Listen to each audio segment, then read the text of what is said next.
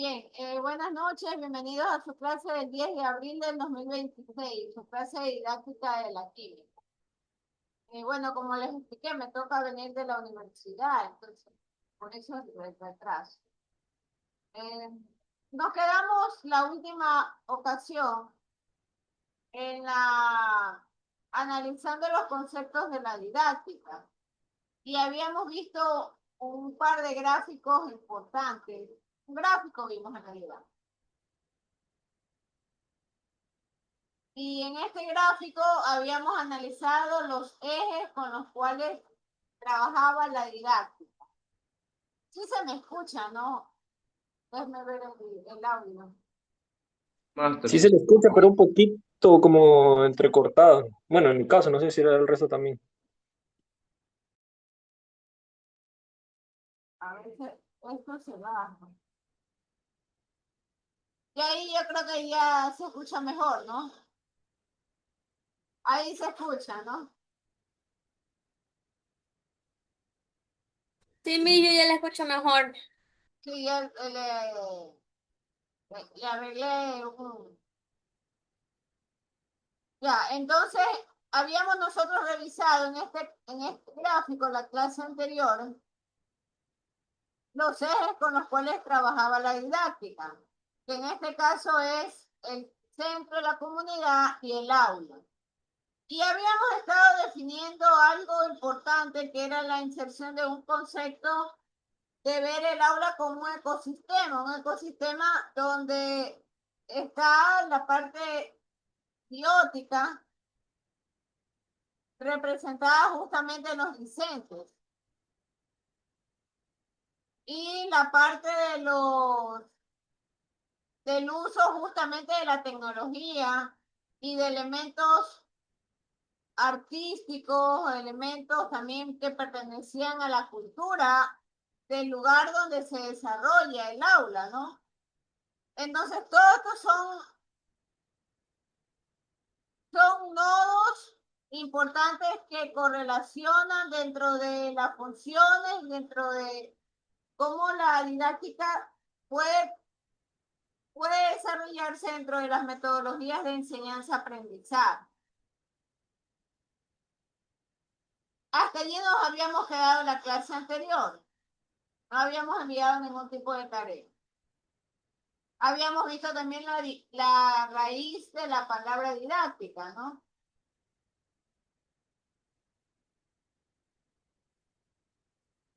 Y estábamos entrando a la parte tecnológica. Entonces, en la parte tecnológica, donde tenemos una sistematización del proceso como tal, encontramos el apoyo justamente de la tecnología, porque si no hubiese este apoyo, sencillamente la tarea de enseñanza-aprendizaje no pudiera desarrollarse de una manera efectiva y eficaz.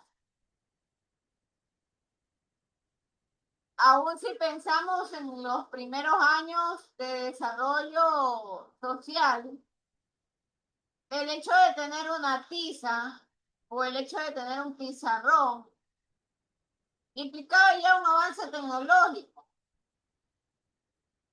porque requería justamente de la utilidad de ciertos materiales que se encuentran en la naturaleza para poder estructurar estos elementos. Entonces, ¿hacia dónde yo quiero llegar? La tecnología hoy en día, por supuesto, hoy tenemos computadoras, tenemos programas especializados. Ya vamos a hablar sobre esto, ¿no? Todo eso forma parte del avance tecnológico de la humanidad. Y entonces dan soporte y dan apoyo al proceso de enseñanza-aprendizaje. Entonces la visión tecnológica también se apoya en modelos explicativos.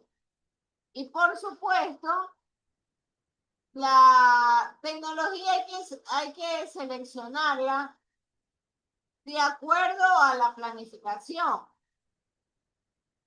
Entonces, los autores como tal siempre están insistiendo en que la tecnología debe de ser seleccionada y valorada para que forme parte de este ecosistema que es el aula.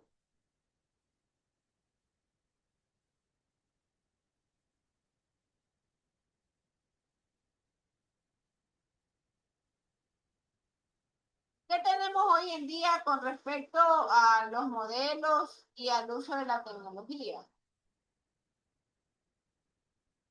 Entonces, hay una palabra muy importante que ustedes deben de haberlo escuchado, que es la gamificación.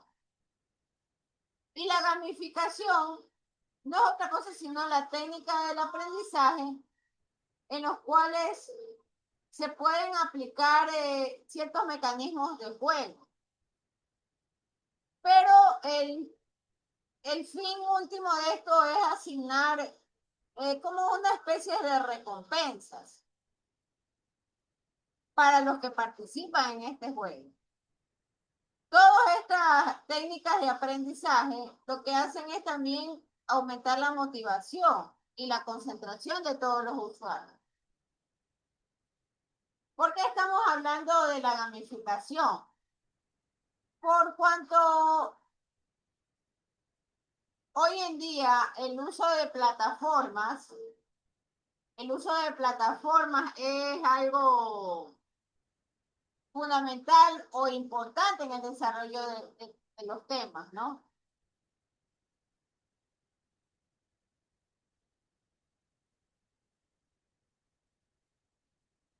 Entonces tenemos y podemos resaltar en la parte tecnológica, hay 6 herramientas de gamificación para el aula.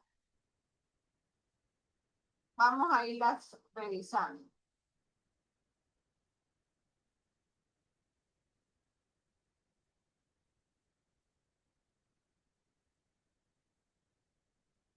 Entonces, estas herramientas digitales, tal como lo están ustedes viendo en pantalla, brindan ventajas importantes.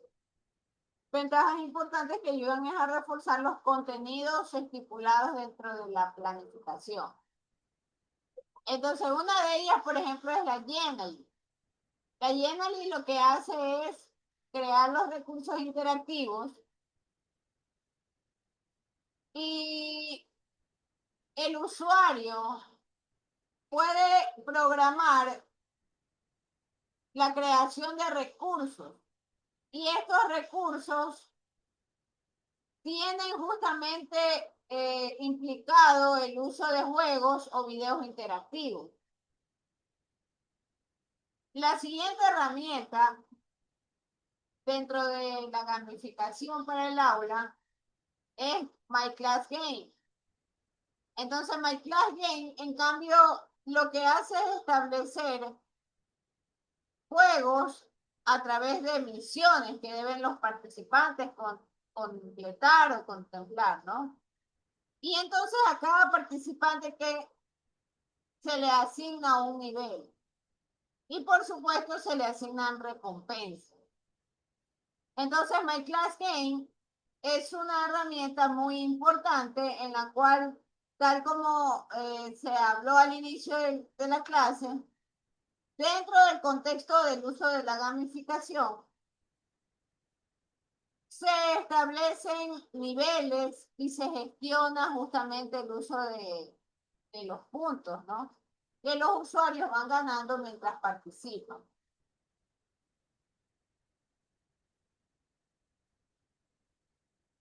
Vamos a ver la plataforma como tal. Veamos la Genially.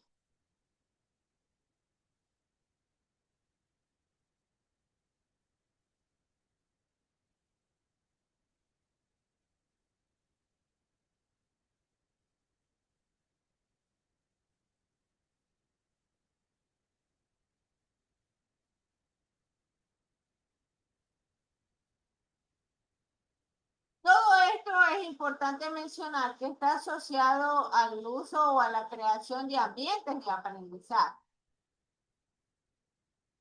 Por ejemplo, ahí tenemos la Genially. Esa es la plataforma de Genie. Usted puede registrarse en la plataforma e ir creando su propio ambiente. Y puede establecer misiones, ¿no? Por supuesto, cuando hablamos de establecer misiones o cuando hablamos de creaciones de estos ambientes, usted tiene que adaptarlo, por ejemplo, en el caso nuestro, a la química o a la biología. Entonces hay una diversidad de paisajes o de esquemas. Y entonces, al momento de programar, se asigna puntuación. Ese es Genially.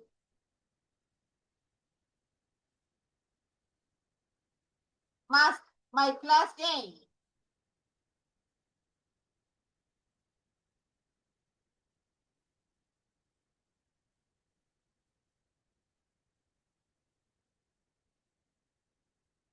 No es objetivo del curso, no es objetivo del curso enseñar a la programación de estas plataformas. Estamos simplemente mostrando la diversidad de herramientas con las cuales nosotros podemos encontrar justamente apoyo para el desarrollo del proceso de aprendizaje. Y ustedes como maestros en algún momento tienen que participar de estos procesos y por supuesto este tipo de herramientas son muy valiosas. Ahí está My Class Game. Entonces usted entra a la plataforma con www.myclassgame.es, pero también usted puede registrarse y allí usted armar sus propios juegos y asignarle sus propias puntuaciones o sus propias misiones y sus propios niveles.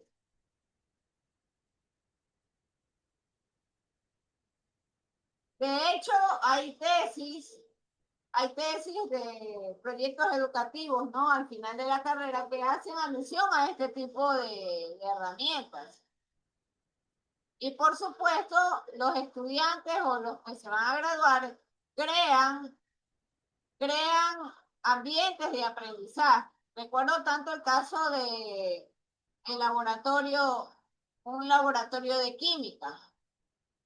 Entonces, un compañero de ustedes creó un laboratorio virtual, pero ese laboratorio virtual era exclusivo para manejo de material. Entonces, ¿hacia dónde quiero yo llegar? El docente es quien fija el alcance de cada una de las herramientas. El docente. El docente es el que programa dicha herramienta o construye su recurso didáctico. Y ahí encontramos sentido a lo que el libro de didáctica general nos está diciendo. Veamos qué otras herramientas importantes hay. Hay también Edpuzzle y Quizlet. Entonces, Edpuzzle lo que se encarga es de transformar videos en lecciones interactivas. Edpuzzle lo que hace es añadir cuestionarios y eso es lo que se corre durante cierta parte de la clase. ¿Dónde está la plataforma de Edpuzzle?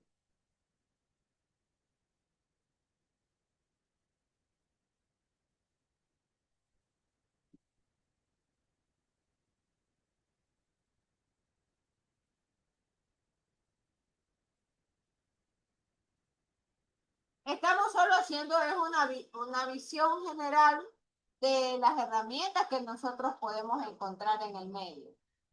Ese es el puzzle. Y como ustedes pueden notar, en todas ellas uno puede registrarse gratuitamente. Ustedes habrán escuchado con mayor frecuencia el caso del quiz, por ejemplo. Eso lo han escuchado. Pero hay más herramientas con las cuales ustedes también pueden trabajar. Entonces, es importantísimo y es fundamental la actualización tecnológica del docente. Es importante.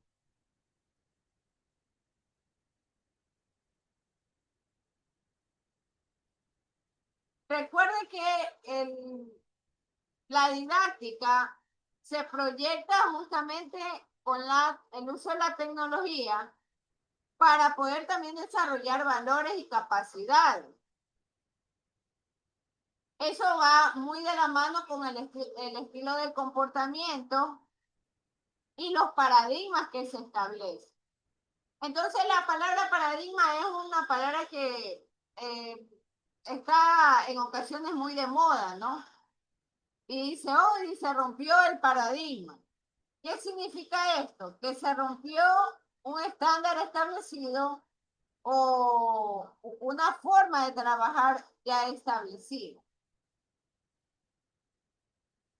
Entonces, las personas y en general la comunidad siempre, siempre establece referentes. Y esos referentes están visualizados con respecto al modo de hacer las cosas dentro de la institución educativa y a la forma de pensar. ¿Qué hace la didáctica tecnológica? La didáctica tecnológica finalmente lo que hace es valora y justamente permite que los estudiantes y los docentes puedan encontrar el mejor camino para que cada quien pueda lograr su objetivo. Y ese objetivo convertirse en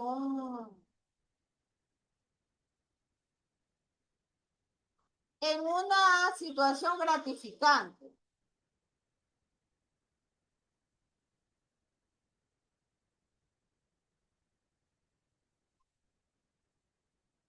Completemos las otras dos herramientas que usa la gamificación en el aula. Las dos siguientes son Kahoot y Aja Slide. También hay otra herramienta, por cierto, que hoy en día está bastante moda, el famoso Canva, ¿no? Para hacer las presentaciones. Entonces, veamos el Kahoot.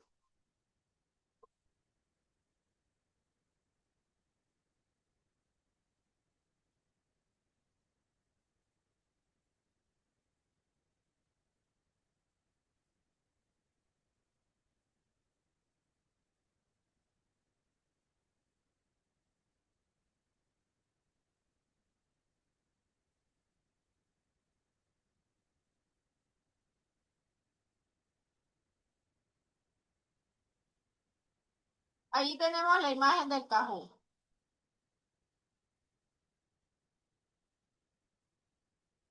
Esta es otra herramienta. Esta es la más popular, ¿no?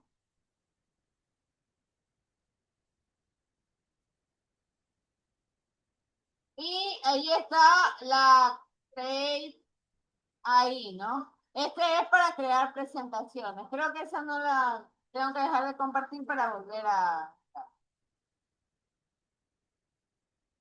Yo le llamaría que esta es una versión mucho más modernizada que el PowerPoint, ¿no? Cosa similar ocurre con el Canva. Entonces ahí tienen las presentaciones casi listas, ¿no? Para ensamblarse y compartirlas. Bien, comentarios al respecto. ¿Con cuál de ellas o con qué herramientas ustedes se han encontrado mientras están haciendo su práctica docente? Prisley Fernández. Máster, buenas noches. Sí, también una aplicación sería el Gamma IA, que también utiliza la inteligencia artificial para hacer diapositivas. Gracias, Carolina Guerrero. ¿Se me escucha bien? ¿Qué? Ya. Este, lo que los estudiantes por lo general ocupan es Canva y Kahoot. Te lo digo porque ya hemos tenido exposiciones y hemos hablado sobre el tema de la gamificación y casi siempre como referencia sale Kahoot y Canva. Pero nuevamente vuelvo a insistirle, la idea justamente también de esta clase es expandir un poco esa visión, ¿no? Y que ustedes también en la parte tecnológica, porque tal como lo dice el texto, lo que requerimos es que se cumplan los objetivos establecidos en la planificación, pero hacerlo de una manera satisfactoria y de una manera tal que los estudiantes no solo descubran o puedan asimilar el conocimiento, sino que además lo hagan de manera exitosa y que además se despierte en ellos el su- la superación y el uso de la nueva tecnología. Miss, esto también va de la mano con el aprendizaje significativo. Bueno, sí, pero ya vamos a ver los conceptos de los tipos de aprendizaje. Y cada tipo de aprendizaje tiene unas características como tal. Y esas características se las debe de cumplir cuando queremos impartir determinado tema. Dentro de ese contexto o dentro de esa estructura, voy adaptando la tecnología. Nuevamente me gustaría regresar al gráfico original de la perspectiva de la didáctica.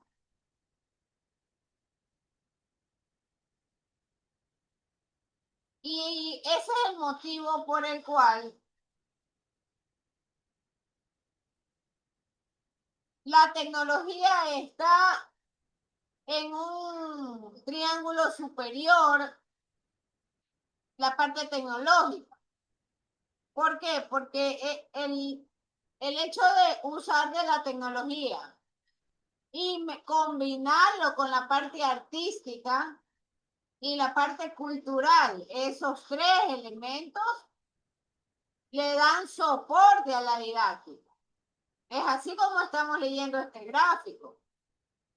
Ya nosotros, en la clase anterior, habíamos conversado sobre la comunidad y el aula como eje de trabajo, pero a ese eje de trabajo hay que dotarlo de complementos. ¿Y cuáles son los complementos? La parte tecnológica. Ahora vamos a ver la artística. Y antes de pasar al concepto propio de la didáctica enfocada a la parte artística, yo quiero hacer un análisis con ustedes. Y vamos a ver justamente,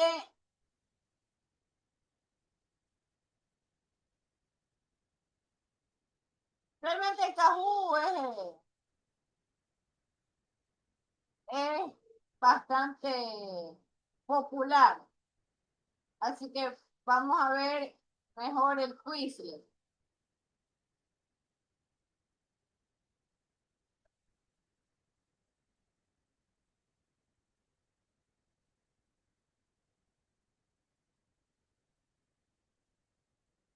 El Quizlet.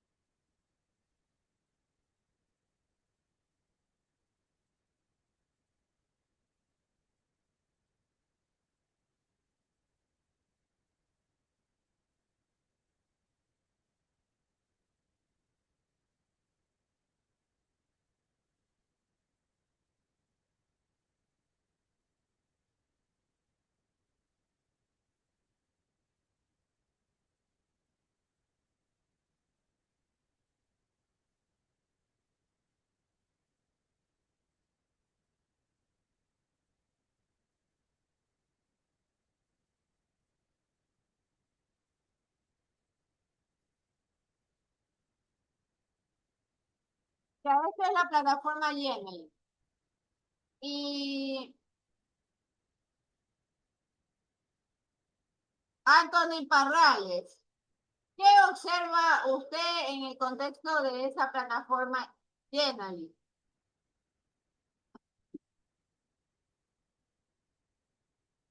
La creación de contenido interactivo. Ya, pero ¿qué observa? No quiero que me dé ningún concepto sofisticado. Quiero es usted, ¿qué está observando? Un juego, Un juego, un quiz, imágenes, imágenes de qué tipo, Jean-Pierre. de, Ya, Jean-Pierre también que nos ayude. ¿Qué tipo de imágenes? Ya, bueno, en este momento es sobre la escalación. Estos son imágenes de castillos y antigüedades, libros, bibliotecas de búsqueda, preguntas y respuestas con opción múltiple. Entonces, aquí hay todo un conjunto de desarrollo de juegos de colores, de paisajes. Y estas imágenes justamente han sido prediseñadas para que la persona que está observando como tal se distraiga o por lo menos le dé la sensación de estar en cada uno de estos lugares. Entonces, esto no es otra cosa sino una combinación muy importante de la parte artística, el uso de colores. Su compañera en su momento dijo, bueno, yo he visto el Kahoot. Kahoot usa colores vivos, colores fuertes. Entonces, en su texto justamente de la didáctica general, habla de la parte artística, habla de la parte artística.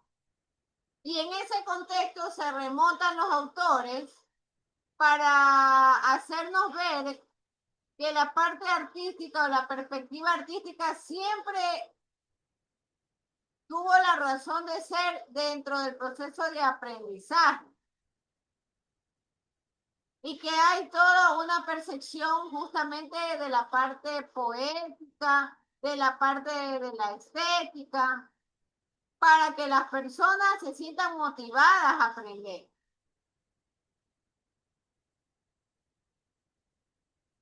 Y hay una comparación o una analogía que hacen con dos autores en su libro de la didáctica. El uno es Goya y el otro es Picasso. Un par de autores de pintores importantes. Entonces, en el caso de las pinturas de Goya, siempre hacía grabados donde representaban los hechos sociales. Y entonces en esos grabados siempre se usaba lo que se conoce la policromía o la variedad de colores.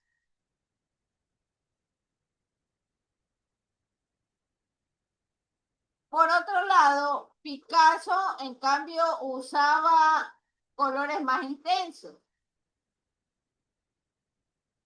Picasso se caracterizaba inclusive por el uso de representaciones con figuras geométricas. Y entonces en ese contexto se retrataban en ocasiones cierto tipo de juegos o de actividades culturales de la época. Veamos un ejemplo de una obra de Goya.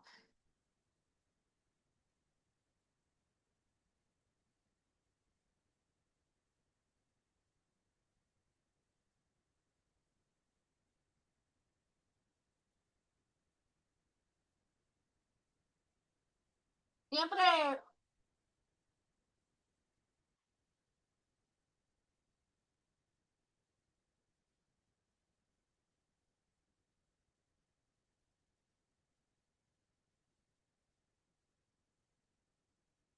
ahí tenemos el ejemplo de la pintura de Goya. Permanentemente, cuando llegamos a esta parte de la clase, siempre me dicen, oye, ¿y por qué tenemos que hablar de las pinturas? Porque finalmente la mejor manera de aprender es usando colores o representaciones. No hay otra forma más exitosa para enseñar y nosotros para aprender. Entonces, la parte artística se convierte en un fundamento importante dentro del recurso didáctico.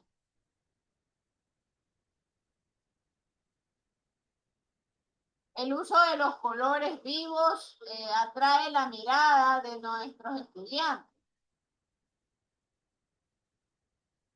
Este es el caso de una de las pinturas importantes de Goya. Le pregunto a Freddy Villón, ¿qué observa ahí en esa pintura? Que están jugando a la gallina ciega. Están jugando, correcto. ¿Qué más puede observar Cardoso Stevenson? Buenas noches, mis disculpes, soy la esposa. Lo que pasa es que Cardoso tuvo que salir porque una pariente de él tuvo un accidente y le han cortado la pierna, entonces tuvo que llevar de emergencia a los parientes allá a la clínica. Igual dijo que apenas llegaba se conectaba. Por eso yo estoy aquí en línea. Bueno, pero igual puede participar, no hay problema. ¿Qué observa usted? Bienvenida. Bueno, muchas gracias. Buenas noches a todos. Un contraste de colores. Se ve claramente que están jugando, como los colores del cielo, de las nubes, juegan con las montañas y la ropa. Y la ropa. Entonces, obviamente se está retratando una situación de la época, pero se retrata un juego que se viene efectuando desde el año 1789. Entonces, el libro de la didáctica rescata o resalta la importancia del arte en el recurso didáctico. Obviamente esta pintura o esta obra ha sido inmortalizada. Hoy en día las personas siguen jugando, los niños siguen jugando a la gallinita ciega. Ya no de esta manera alegórica, pero siguen haciendo rondas. Y entonces se ha transmitido un valor cultural del juego, de generación en generación. En nuestro caso, y ahora sí voy a hacer la relación con química. ¿Qué pasa con nuestra tabla periódica de elementos?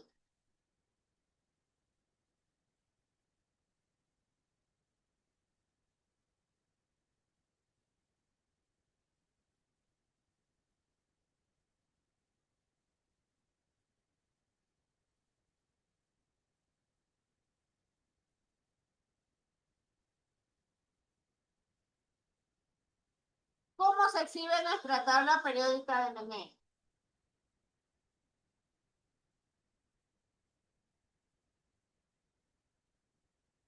Ahí está nuestra tabla periódica de elementos. Entonces le vamos a pedir a Yamile Cabanilla.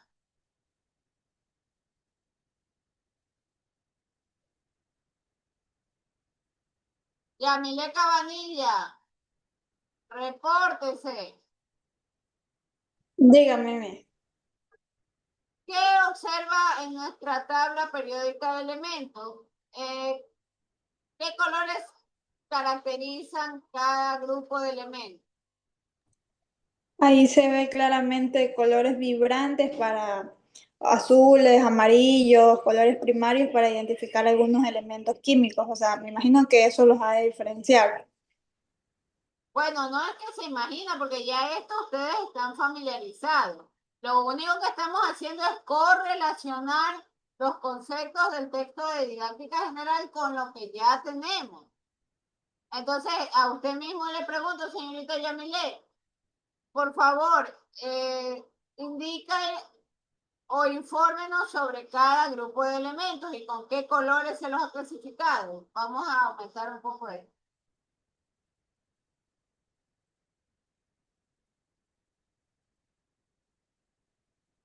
Ahí está, mejor. Ya, señorita Yamile, la escuchamos. A ver, se ve que de color verde oscuro están los gases nobles, de color verde claro están los halógenos, de color anaranjado están los no metales, de rojo los metaloides, los morados son metales y la mayoría de los azules son metales de transición. Amarillos son alcalinoterrenos y el otro color es como azul oscuro o negro. Son metales alcalinos y de verde claro están los lantánidos y de color como verde, verde más clarito son los actánidos. Entonces, cada grupo de elementos en la tabla periódica se le ha designado un color. Entonces, de esa manera, quien estudia la tabla periódica puede más rápido familiarizar el grupo de elementos al cual pertenece.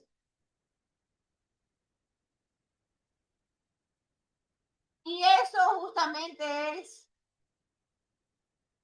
la razón de ser de encontrar al arte y el uso de los diseños y de la policromía. Policromía es la variedad de colores, ¿no? Entonces, en el texto de ustedes habla justo del análisis de estos importantes pintores como Goya y Picasso para poder hacer referencia de que el concepto puedo yo transformarlo y puedo llegar también a expresar sentimientos intensos. Y eso es parte de la historia del aula, de la historia de la escuela, de la historia justamente de las unidades educativas, ¿no? ¿Por qué? Porque crea en el estudiante una vivencia creativa.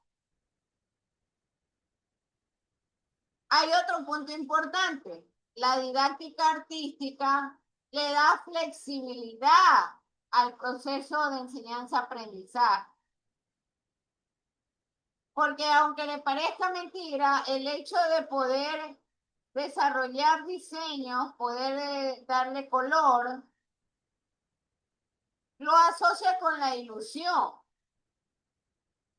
y lo asocia con la creatividad.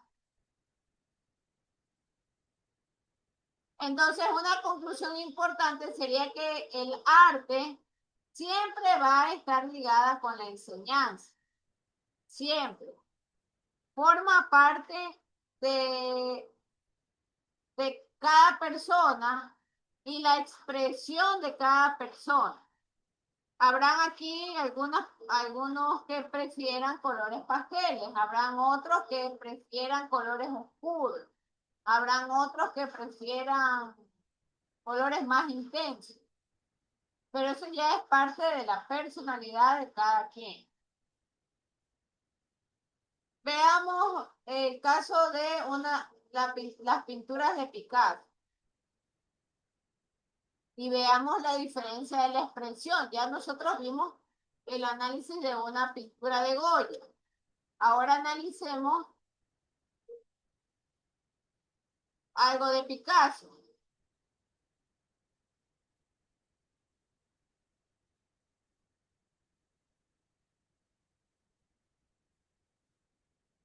Picasso era un pintor español.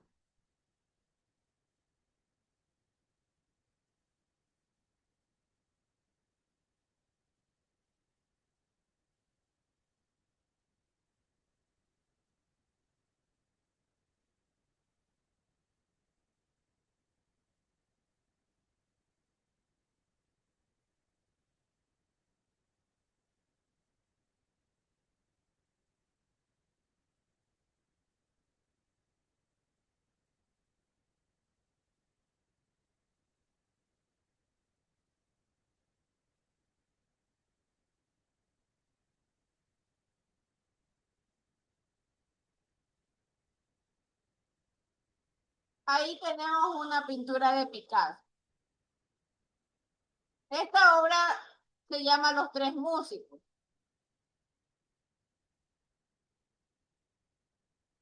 Y si ustedes notan,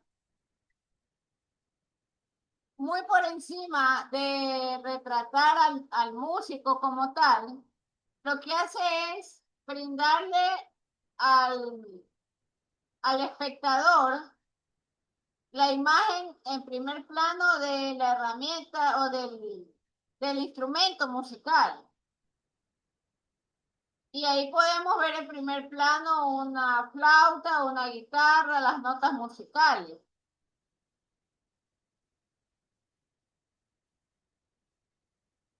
Vemos también mucho el uso de figuras geométricas, triángulos, cuadrados, medios círculos.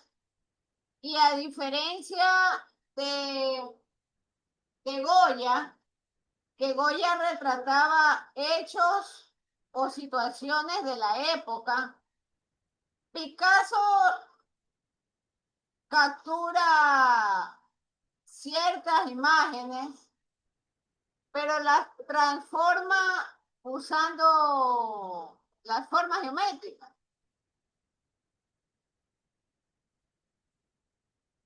Sus colores son más opacos.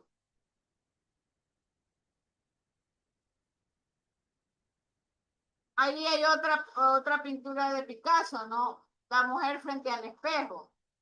Pero siguen predominando las formas geométricas.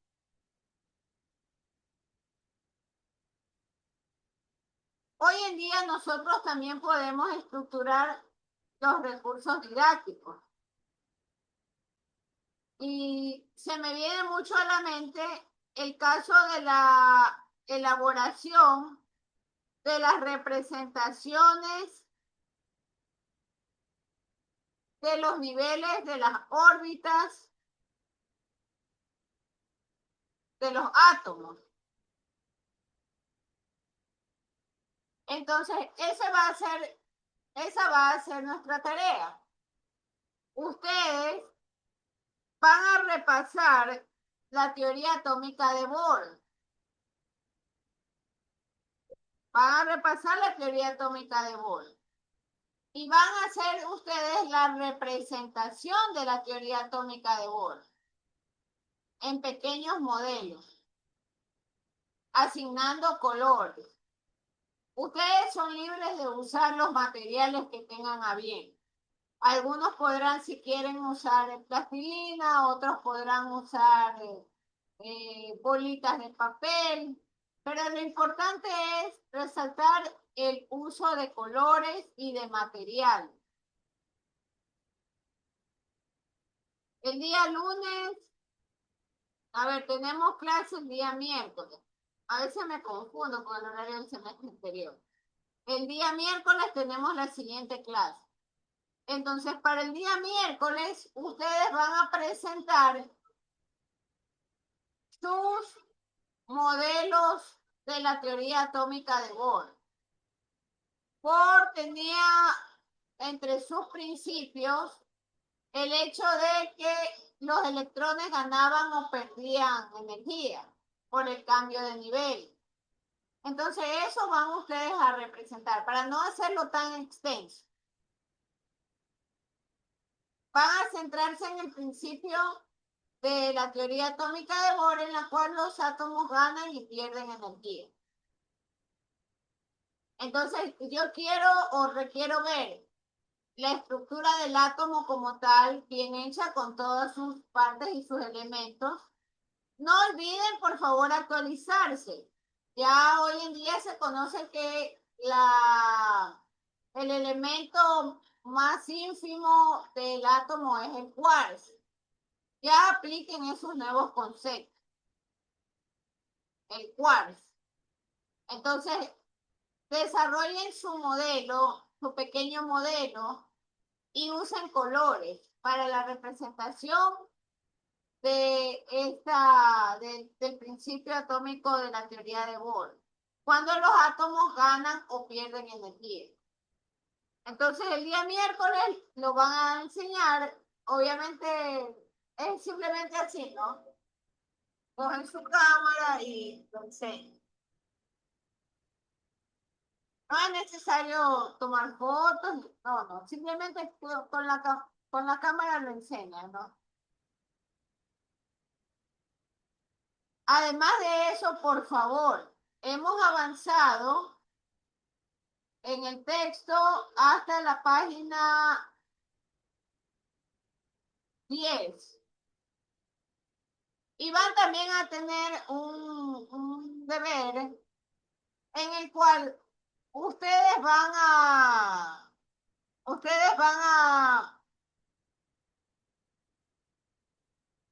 seleccionar dos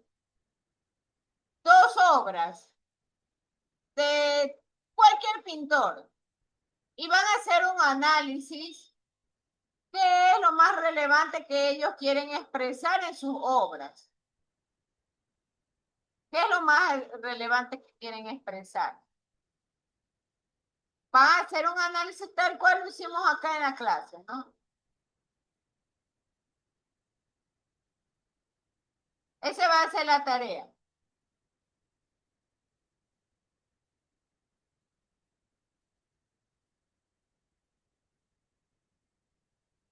Master, una pregunta. ¿No ¿Tú me escucho? escuchas? Disculpe. Sí, yo sí lo escucho. Entonces, tenemos que hacer modelo de teoría atómica, modelo de teoría atómica de Bohr. Hay que enseñarla aquí con la teoría del color, como usted dijo, o sea, que cada color, pero puede ser un dibujo o qué mismo tiene que ser, disculpe. Está silenciada, master, perdón. Es un modelo a escala pequeño, con uso de colores y materiales. Y aparte van a buscar dos obras, ustedes escogerán los autores que les parezca más importante y harán un pequeño análisis de media carilla, ¿no? ¿Qué es lo más importante que ellos deseaban resaltar en esta obra?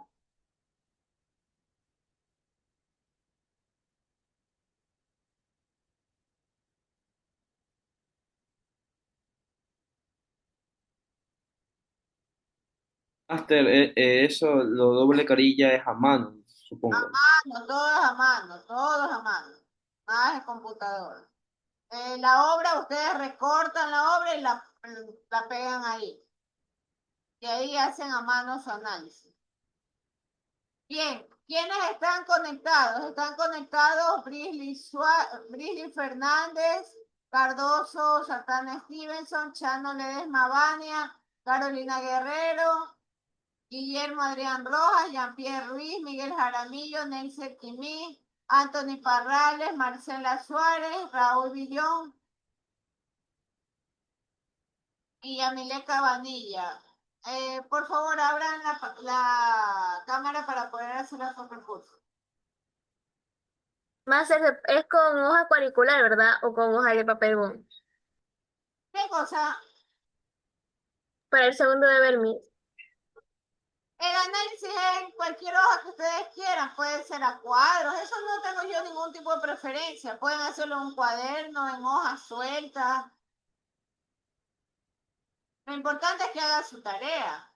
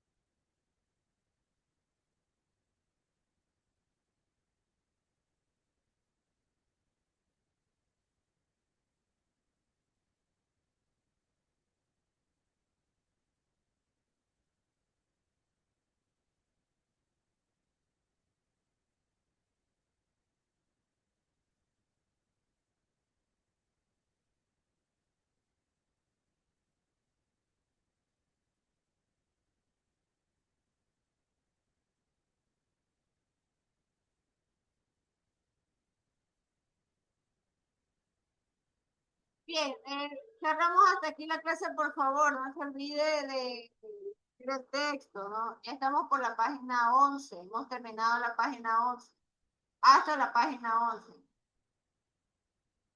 Y no se olvide de hacer esa tarea para el día miércoles. Gracias, dejamos hasta aquí la clase. Gracias.